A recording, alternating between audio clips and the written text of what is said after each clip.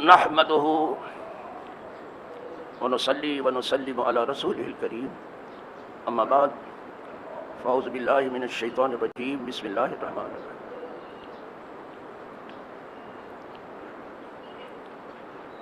قد ارسلنا رسلنا بالبينات وانزلنا معهم الكتاب والميزان ليقوم الناس بالقسط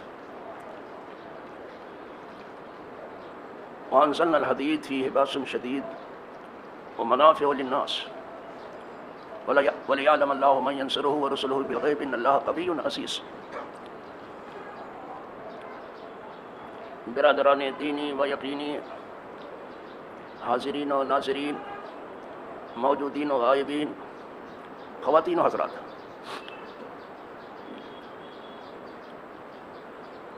الحمدللہ رب العالمین. ماہ رجب میں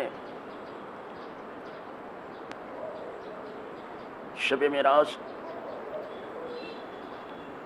آپ تمامی حضرات نے خشوع اور خضوع کے ساتھ گزاری، اور ماہ شعبان المعظم میں آپ نے کچھ روزے رکھے، اور ابھی کل کی بات ہے جو رات گزر گئی شب برات بھی آپ تمامی حضرات نے بہت ہی عاجزی و گزاری کے ساتھ گزاری.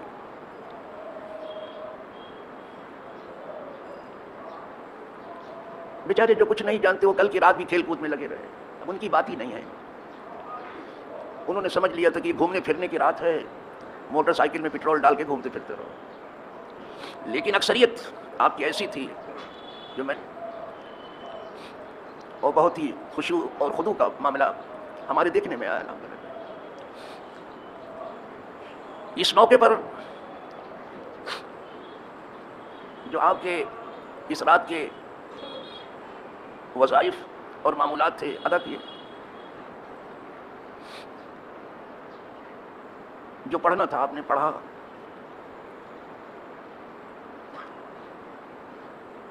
اور جو آپ کو جھکنا اور بچھنا تھا وہ اچھی طرح سے آپ جھکے اور بچھے.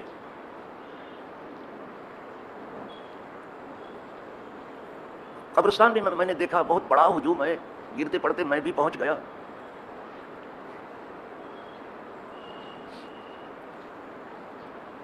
حالانکہ میری تاب و توا میں یہ نہ تھا، لیکن یہ کہیے کہ اللہ نے وہاں بھی پہنچا دیا جیسے اپنے گھر میں پہنچا دیتا ہے. تو وہاں بھی لوگوں کا میں نے بہت اچھا خاصا ہجوم دیکھا، اور لوگ بہت سلیقے سے چل رہے تھے. اچھا لگا مجھے.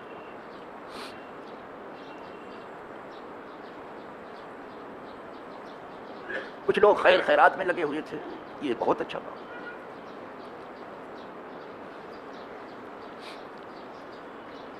یہ بہت اچھا کام.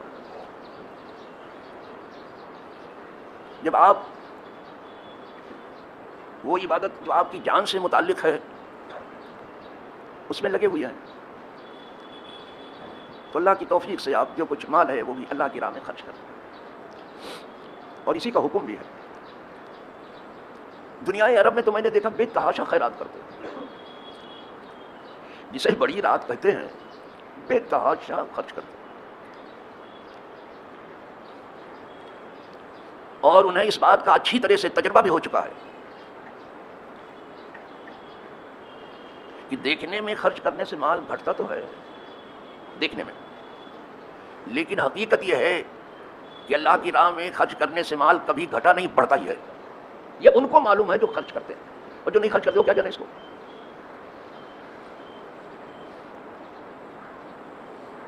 جس نے سمندر میں پاؤں ہی نہیں رکھا وہ ڈبکی لگانا کیا جانے بیچارہ، اس کو کچھ معلوم نہیں.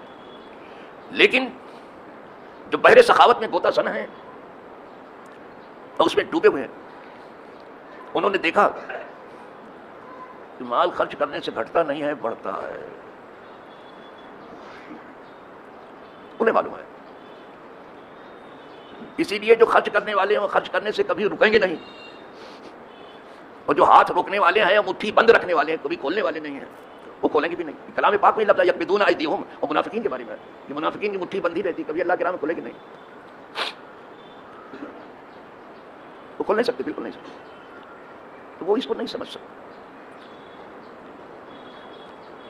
طوفان کا اندازہ اسے ہوتا ہے جو سمندر میں اترتا ہے، ساحل پہ جو لوگ کھڑے ہیں انہیں کچھ پتہ نہیں۔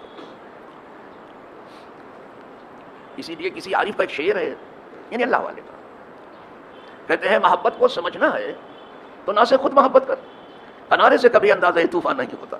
آپ کنارے پہ کھڑے ہو کر کے طوفان کا اندازہ نہیں کر سکتے۔ یہ تو عارف کی بات تھی۔ اب میں اللہ کی کتاب کی بات کروں، وما آتیتم من ربا لیربو فی اموال الناس فلا یربو عند اللہ۔ وہ مال جو تم نے سود کی راہ میں لگا دیا اس امید پر کہ مال بڑھے گا، کہا دنیا میں تمہیں دکھائی دے رہا ہے کہ یہ مال بڑھ رہا ہے لیکن بڑھ نہیں رہا ہے، فلا یربو عند اللہ، تو اللہ کے نزدیک کو بالکل نہیں، یہاں بھی نہیں بڑھتا ہے، اس کی قیمت روز گر رہی ہے، وہ اتنی گری ہے کہ پتہ نہیں کہ داتا سرا تک چلی جائے گی کیا، آنکھ سے کھول دے، پیسے کی قیمت گری کتنی ہے، کوئی رہ گیا ہے وزن پیسے کو، تو اللہ کے نزدیک ہے کہ یہ نہیں بڑھے گا۔ آگے فرما کہ وما آتیتم من زکاۃ تریدون وجہ اللہ، لیکن وہ مال جو تم نے اللہ کی راہ میں زکات کے لیے نکالا اور اس سے تم رضا الہی چاہ رہے ہو کہ اللہ تو راضی ہو جائے، ہم نے اپنے مال سے زکات نکال دی، فاولئک هم المضعفون، تو انہی کے دونے ہیں، دیکھا مضعفون ہے، انہی کا نفع ہے۔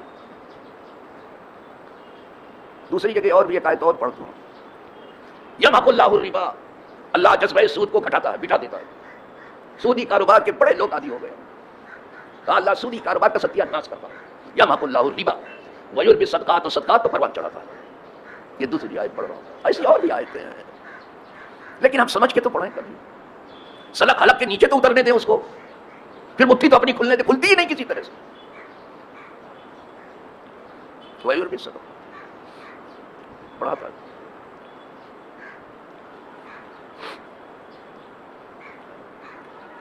اب میں کچھ ایسی بات کروں جو بالکل ٹھیک عمل سے متعلق ہے۔ ہمارے استاد محترم اور ہمارے باپ کے بعد باپ اشرف العلماء حضرت مولانا سید حامد اشرف صاحب، امام و خطیب زکریا مسجد، جن کی دعوت پر میں بمبئی آیا، اور مزے کی بات اسی مسجد کے لیے آیا، اور مزے کی بات یہ ہے کسی مسجد میں رہ گیا، یہ نہیں کہ مجھے پیشکش نہیں ہوئی ہے، کہ کوئی غلط فہمی میں نہ رہے۔ جب میں افریقہ گیا تھا تو وہاں کے ایک بڑے کاروباری جو حکومت کو ڈونیشن دیتے تھے، وہ 3 مسجدوں کے ٹرسٹی تھے، انہوں نے کہا حضرت ایسا کریں، یہ 3 مسجدیں ہیں، ہم تینوں کے ٹرسٹی ہیں، آپ جس کو پسند کریں اس میں رہ جائیں، واپس نہ جائیں۔ آج تک ہم نے اماموں کو جو ہماری شرط ہے اس پر رکھا تھا، لیکن اپنی شرط پر رہ جائیں آپ، یہ آپ سے مسجد میں بتا رہا ہوں۔ میں نے کہا بہت بڑی بات حاجی صاحب کر رہے ہو، اور یہ بہت بڑی پیشکش ہے آپ کی، اور بڑی نیک تمنا ہے آپ کی، لیکن یہ جو کہہ رہے ہیں کہ آپ اپنی شرطوں پہ رہ جائیں، تو میں کبھی شرط لگاؤں کہ یہ بنگلہ جس میں آپ رہتے ہو وہ میرے لیے چھوڑ دیجئے تاکہ میرے بال بچے رہیں، تو پہلی شرط یہی لگا دو۔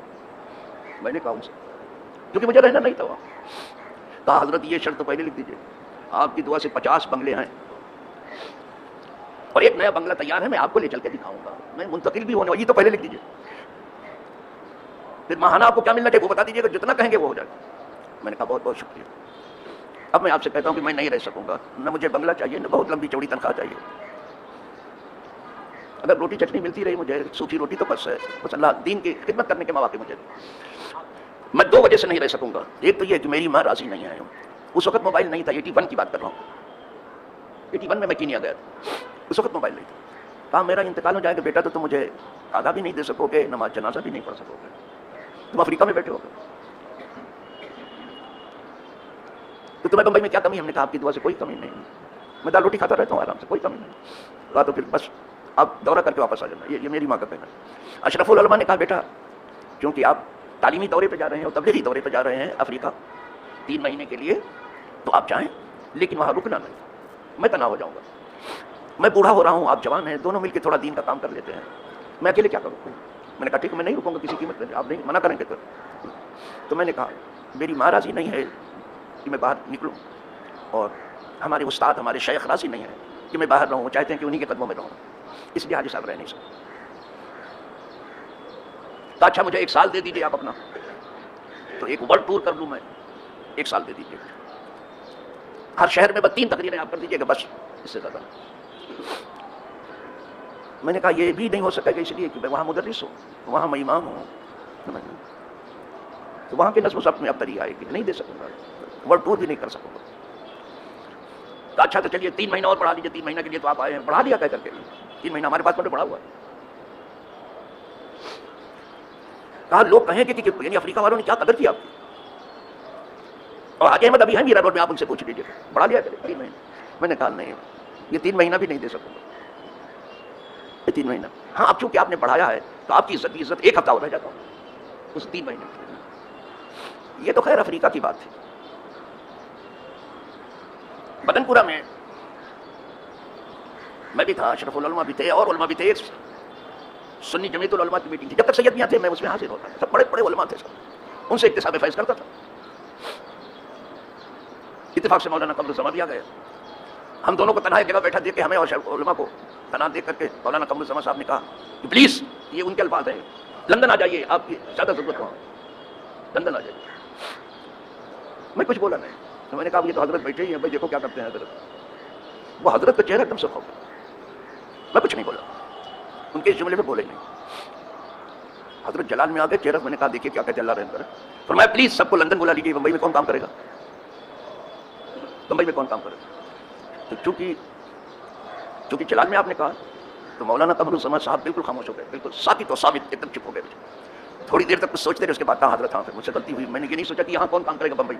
کہاں ہم لوگ پیسے کے لیے نہیں ہیں، یہ ہے اشرف العلماء. ہم لوگ پیسہ کمانا ہوتا تو ٹھیرو ٹھیر تھا، پھر منہ مانگی چیز مل رہی تھی مجھے، آج بھی ابھی بھی. کہاں ہم لوگ پیسہ کمانے کے لیے نہیں ہیں، ہم لوگ دین کی خدمت کریں. جب تک دارالعلوم محمدیہ قائم کیا. پھر وہی جملہ کہا حضرت کی یہ جوان ہے، میں بوڑھا ہو رہا ہوں، ہم دونوں مل کے تھوڑا سا دین کا کام کر لیتے ہیں، ان کو بھی بلا لو گے تو میں بوڑھا آدمی کیا کروں گا. کیا نہیں حضرت غلطی ہوئی. اس کے بعد پھر کسی نے کچھ نہیں کہا. بس ایسے تو جانے کتنے مواقع آئے. یہ تو خیر سنی ہیں بیچارے، اور سنیوں کے مانے ہوئے خطیب ہیں قمر الزماں وغیرہ. جب میں کینیا میں تھا تو دیوبندیوں نے لیٹر لکھ کے دیا تھا مجھے کہ آپ ہماری صف میں آ جائیے، جو چاہیے لے لیجیے. جی صاحب، اس میں دکھاتا رہا تھا، 2 جملہ ان کا باہر تقریر میں پڑھ کے سناتا بھی رہا سب کو. یہ لکھا ہے بابا. اب اتنے شرمندہ ہوئے کہ ان کا بٹھا بیٹھنے لگا بیچاروں کا. میں نے کہا ایسی پیشکش کرتے جو چاہیے لے لیجیے، گاڑی بنگلہ یہ سب کچھ.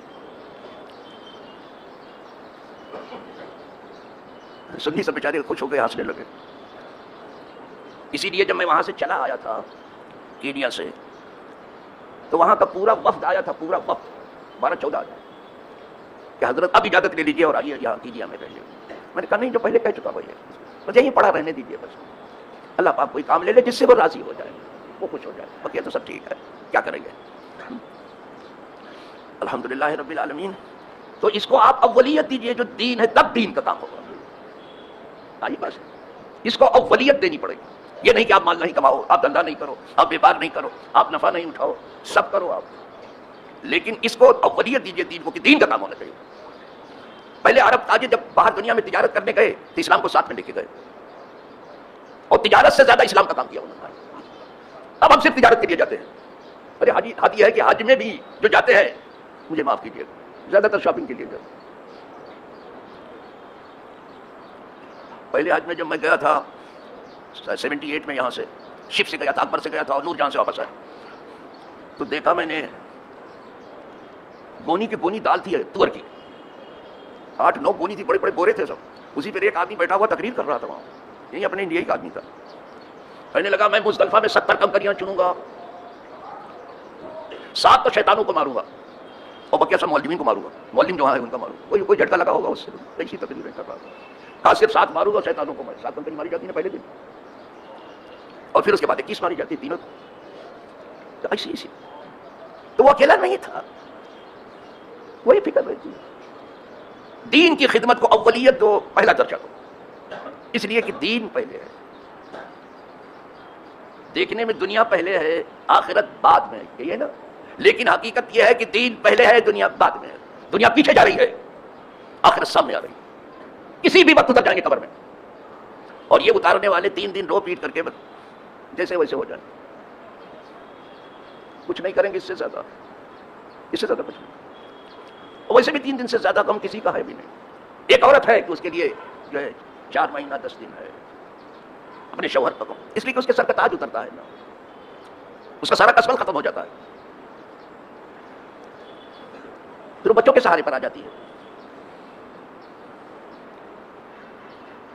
لہذا جو کچھ کرنا ہے اس سے پہلے کہ ہم قبر میں خود اتر جائیں، جو کچھ کرنا ہے اپنے ہاتھ سے کر لو، کوئی کرنے نہیں آئے گا.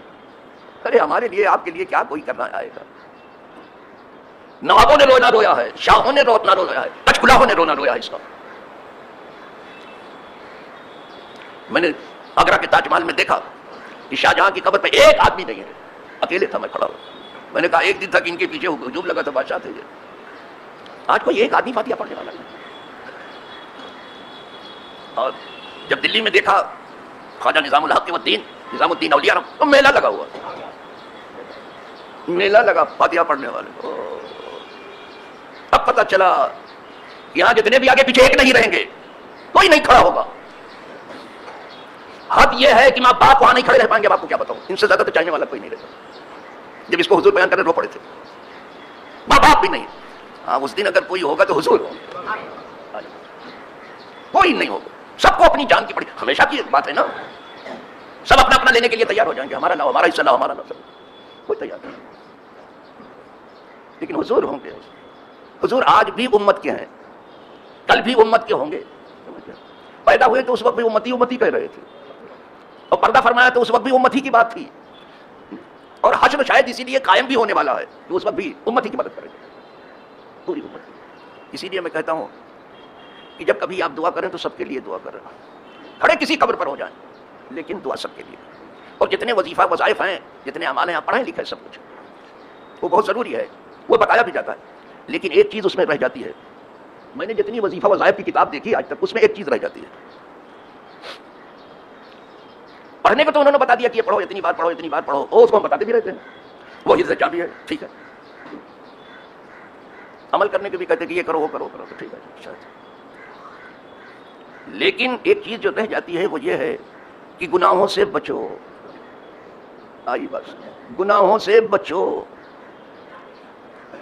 سب کچھ ہے اس لیے اجتنبوا الکبائر. یہ سب جب ہے جب بڑے بڑے گناہوں سے بچے. ایک طرف گناہ میں ہاتھ ڈالے ہوئے ہیں اور بڑے بڑے گناہ، چھوٹے میں نہیں. دوسری طرف نیکی کرے کیسے ہوگا؟ برابر سرابر ہو جائے گا. کچھ گناہ ایسے ہیں کہ ہلاک کر کے ہی چھوڑتے ہیں، وہ بتاتے نہیں اجتنبوا الکبائر. جب گناہ حضور فرمایا اجتنبوا الکبائر، بڑے بڑے گناہوں سے بچو. اس وقت پھر تمہارا عمل اب چڑھائے گا اوپر، اب سنا جائے گا. گناہوں سے بچو، جو بڑے بڑے گناہ ہیں ان سے بچو. اور دعا کرو کہ اللہ جہاں تو نے اوامر پر چلنے کی توفیق دی ہے، نواہی پر بھی ہم کو بچا لے. جس سے تو نے روکا ہے اس سے بھی ہم کو بچا لے. بچنے کی بھی دعا کرو، جس سے بچنے کو کہا گیا اس سے بچو. صحابہ کو زیادہ درس جو ہے بچنے کا دیا جاتا تھا. اور دیکھنا ہے تو پھر ایسے دکھا دو لیکون للعالمین نذیرا. حضور بشیر بھی ہیں، نذیر بھی ہیں. حضور ڈراتے بھی ہیں، خوشخبری بھی سناتے ہیں. بشیر مانے خوشخبری سنانا، دونوں شان ہے حضور. لیکن پہلے حضور ڈراتے ہیں، جب ڈرنے لگا تو خوشخبری سناتے تھے. اور ہم صرف خوشخبری سنا رہے ہیں. بابا یہ سب سے بڑی آفت ہے، ڈراتے بالکل نہیں ہیں. یہ آفت بھی ہے سامنے، یہ کام بند ہے، اس میں پہرا لگا ہوا ہے. یہ پڑھ لو، پڑھ سے پڑھنے سے کچھ نہیں. زندگی کو کرو، جگہ سے ہل نہیں سکتے، آپ کچھ نہیں کر سکتے. حضور جانتے ہی نہیں کچھ. پہلے حضور ڈراتے تھے. اور جانتے ہو صرف باہر والوں کو نہیں، ہم لوگ تو کیا ہے، بہت بڑے مبلغ ہیں، بہت بڑے مقرر ہیں، بہت بڑے خطیب ہیں، بڑے علامت الدار ہیں، ہمیں بڑے چنی ہیں، بڑے چنا ہیں. تو گھر میں کیا ہے؟ کچھ نہیں. ذرا گھر کیا حالت ذرا دیکھ لو ان کے. لیکن نبی کی شان آیت اتری وانذر عشیرتک الاقربین. اے محبوب اپنے قریبی رشتے داروں کو ڈرائیے. دعوت دیا، سب کو ڈرایا. جس میں چھوٹی سی عمر تھی سیدہ فاطمہ کو، ان کو بھی ڈرایا. وہ عمر بھی نہیں تھی، جس کا عقل بھی ماں بہن نے نہیں دیکھا ہے. ان کی طہارت و پاکی تھی، ان کو ڈرا رہے. ہم کسی لائق نہیں ہیں، بدھو ہیں، اور ہم کو بالکل نہیں ڈرایا جا رہا ہے، صرف خوشخبری سنائی جا رہی ہے. تو مغرور ہو جائیں گے لوگ. اسی کو مغرور ہو گئے سب کہ بس ہمارا تو سب ٹھیک ہو گیا. ڈرو. اور سب کچھ ڈرنے والوں کے لیے ہے. سورہ رحمان تو پڑھتے ہو نا، وَلِمَنْ خَافَ مَقَامَ رَبِّهِ جَنَّتَانِ. لیکن وہ آدمی جو اپنے رب کے حضور کھڑے ہونے کو یاد کر کے ڈرا کہ کیا منہ لے کے خدا کے سامنے کھڑے ہوں گے، فرمایا اس کے لیے 2 جنت ہے، ایک نہیں 2 جنت ہے، بس ایک نہیں ہے۔ ڈرنے والا دوسری جگہ وہاں خاف مقام ربہ ونہى النفس عن الهوى فإن الجنة هي المأوى، یہاں بھی ڈرنے ہی کی بات ہے۔ جو مین چیز ہے سیاہی وہاں گرائی جا رہی ہے، اس میں کالی ہوتی جا رہی ہے، اس کا تذکرہ ہی نہیں سنتا کسی کے منہ سے۔ کیوں نہیں ڈراتے ہو لوگوں کو؟ لیکن وہ جو ڈرا اپنے رب کے سامنے کھڑے ہونے کی، کل اللہ کے سامنے حاضری تو ہوگی، بلاوت ہوگا، سب بلائے جائیں گے میزان عمل پر۔ ترازو اسی لیے اتری ہے، وہ ترازو ہے وہاں لگی ہوئی باقاعدہ۔ تو جو ڈرا اپنے رب کے حضور کھڑے ہونے سے، پھر کیا کیا؟ اور اپنے نفس کو خواہشات سے روک لیا، ونہى النفس عن الهوى، اور اپنے نفس کو روکا خواہش پر عمل کرنے سے، جو اپنی مرضی پر چلیں گے، ہم اپنی مرضی پر چلیں گے، اپنی ثوابدید پر چلیں گے، اپنی کمیٹی کے کہے پر چلیں گے۔ چلو صاحب خدا کے کہے پر نہیں چلو گے، یہ سب برطرف کر دیا جائے گا۔ کمیٹی کا فیصلہ ہے، فلانے کا فیصلہ ہے، ان کا فیصلہ ہے، ان کا فیصلہ ہے، سب کھڑے رہ جائیں گے، فیصلہ صرف اللہ کا اور اس کے رسول کا۔ اس کے خلاف کیسے ہو سکتا ہے؟ ونہى النفس عن الهوى، اور اس نے اپنے نفس کو روکا خواہشات پر عمل کرنے سے۔ فإن الجنة هي المأوى۔ اسی میں ایک بات سنا دوں، ختم کر دوں۔ شاید ہارون الرشید کا واقعہ ہے، یہ بہت چاہتا تھا زیادہ اپنی بیوی زبیدہ کو، آج بھی نہر زبیدہ ہے۔ ایک طرح سے زبیدہ ہی حکمراں تھی، جیسے جہانگیر کے زمانے میں جو ہے نور جہاں حکمراں تھی۔ تاریخ تو آپ کو کچھ معلوم نہیں ٹھیک سے، اپنی تاریخ نہیں معلوم۔ کسی بات میں میاں بیوی میں تھوڑا تو میں ہوئی ہو جاتی ہے، ہو جاتی ہے، بس اس کے منہ سے نکل گیا تم جہنمی ہو۔ یہ زبان پھسلتی ہے کبھی کبھی، تو یہاں تک بھی پھسلتی ہے، لوگ جنتی اور جہنمی بنانا شروع کر دیتے ہیں۔ کہا تو جہنمی ہے، ظاہر ہے حکمراں تھا۔ پھر وہ بھی جلال میں آ گئے کہ اتنی سخت بات کہے تو کیا، اگر میں جہنمی ہوں تو تجھے طلاق، دیکھا آئی بس۔ کبھی مرد کی غلطی ہوتی ہے، کبھی عورت کی، یہاں عورت غلطی کر رہی تھی تھوڑا سا، دونوں پچھتائے۔ وہ بھی کہہ کے پچھتاتا ہے ہر کوئی، طلاق دینے کے بعد ہر کوئی پچھتائے گا۔ میں نے کسی کو کچھ ہوتے نہیں دیکھا، اس سے پہلے جو ہے بس جذبات میں تھے۔ اب پوچھتے پھرے فتویٰ علماء سے کہ بھیا میں بتاؤ جنتی ہو کہ جہنمی ہو، تو لوگوں کو نے کہا یہاں بیٹھ کے کون فیصلہ کرے گا، یہاں جنتی ہو کہ جہنمی ہو۔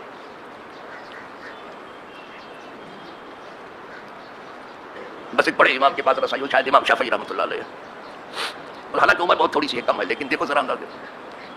پوچھنے لگے بابا آپ کچھ کہیں گے؟ کہا کیا کہنا چاہیں گے؟ کہا بتائیے میں جنتی ہوں کہ جہنمی ہوں؟ انہوں نے کہا ٹھیک ہے میں بتا دوں گا آپ کو کہ آپ کیا ہو، میں بتاؤں گا، لیکن یہاں نہیں بتاؤں گا، بھرے دربار میں بتاؤں گا، بیٹھے جا کے تخت پر۔ وہ چیز جو تخت پر ہے وہ علم ہے، وہ جو چیز زمین پر ہو دنیا میں، اسی لیے زمین کی جتنی چیزیں دنیا میں رہ جائے گی، علم اوپر اٹھا لے گا آپ کو، علم آپ کو اٹھا لے گا، اور جتنا علم ہوگا اوپر اتنا ہی اوپر اٹھائیں گے، یہ سب یہی رہے گا۔ ہاں میں بیٹھوں گا تخت پر اور آپ سوال کرو نیچے اتر کر کے، تخت سے نیچے اترو، کیونکہ سائل ہے آپ، سائل کا درجہ چھوٹا ہوتا ہے، مسئول کا درجہ بڑا ہوتا ہے۔ کہا ٹھیک ہے پوچھتا ہوں، کہا فتویٰ دیجیے اس بارے میں کیا ہو۔ اچھا ایک بات بتائیے مجھے، کبھی ایسا بھی وقت آیا آپ جو کہ آپ گناہ کرنے جا رہے تھے، وہاں کوئی دیکھنے والا بھی نہیں تھا، کوئی سننے والا بھی نہیں تھا، کوئی روکنے والا بھی نہیں تھا، بس یہ خدا تھا بس، پھر اچانک خدا کا خوف آپ کو آیا اور آپ ہٹ گئے ہوں؟ کبھی ایسا وقت آیا؟ کہا اللہ آیا ایسا وقت، صرف خدا کے ڈر سے ہٹ گیا، بالکل خدا کے ڈر سے ہٹ گیا، گناہ نہیں کیا۔ ہاں میں فتویٰ دیتا ہوں کہ تم جنتی ہو، دیکھو اب علماء جو وہاں بیٹھے تھے، کہا دلیل لائیے، یہ تو آپ کا دعویٰ ہے کہ یہ جنتی ہیں، دلیل لائیے اس پر۔ کہا میں دلیل آپ کو دیتا ہوں، یہی آیت پڑھی وَأَمَّا مَنْ خَافَ مَقَامَ رَبِّهِ وَنَهَى النَّفْسَ عَنِ الْهَوَىٰ فَإِنَّ الْجَنَّةَ هِيَ الْمَأْوَىٰ۔ کہا میں نہیں کہہ رہا ہوں، اللہ کی کتاب کہہ رہی ہے کہ جو خدا کے سامنے کھڑے ہونے کو یاد کر کے ڈرا اور اپنے نفس کو خواہش سے بچا لیا، اس کا مکان جنت ہے، سب سل پر گود میں اٹھا دیا علماء نے۔ اس سے بچو بھیا، بہت آپ کو بشارت سنائی جا رہی ہے، بڑے فلسفے بتائے جا رہے ہیں۔ یہ واز کہنا تلوار لٹکتی ہوئی تلوار کے نیچے بیٹھنا ہے، اتنی بشارت مت سناؤ کہ لوگ نڈر ہو جائیں، اور اتنا ڈر بھی مت سناؤ کہ لوگ نڈال ہو جائیں، دونوں کے بیچ میں رہے۔ اللہ سب کی مرادیں پوری کر رہے ہیں، سب کی راتیں قبول کر رہے ہیں، سب کو بامراد کر رہے ہیں۔ اللہ سب کے سعادت کے دروازے پر، اللہ سب کو نجات کی راہ پہ لگا دے، سب کی نجات کر دے۔ جن جن کے لیے کل آپ تمام نے دعا کی، اللہ کرے سب کی مغفرت ہو۔